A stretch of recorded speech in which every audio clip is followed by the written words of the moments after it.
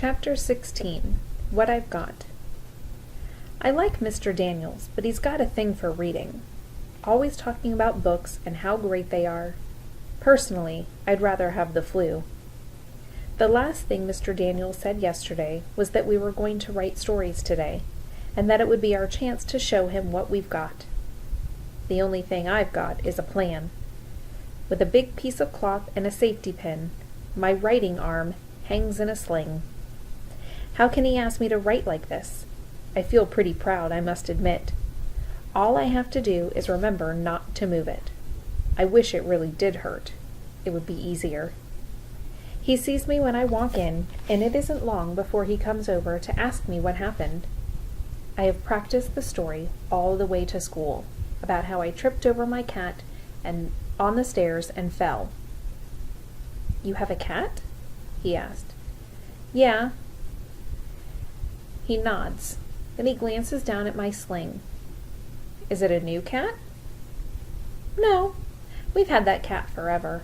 A regular member of the family," I say, feeling like I'm staring into a commercial for something I'd never eat in a million years.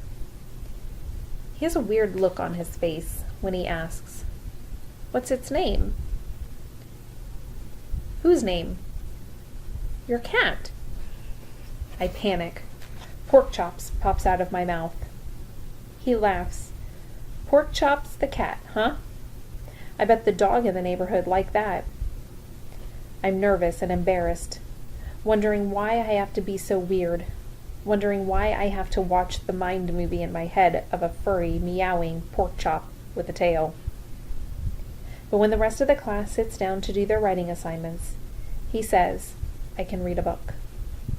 I stare at the letters and watch them dance and move on the bright white page. My eyes ache, and my head hurts. Mr. Daniel watches me, so I look down at the page and remember to turn it every once in a while. With my eyes closed, I watch bright movies of me flying, one of my favorite movies. In this one, I'm flying just above the water, my stomach almost touching it, racing toward the castle filled with blue light.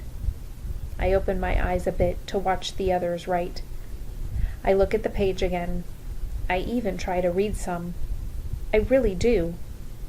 But I can't help wondering why Mr. Daniels keeps looking over at me. That's the end of chapter 16.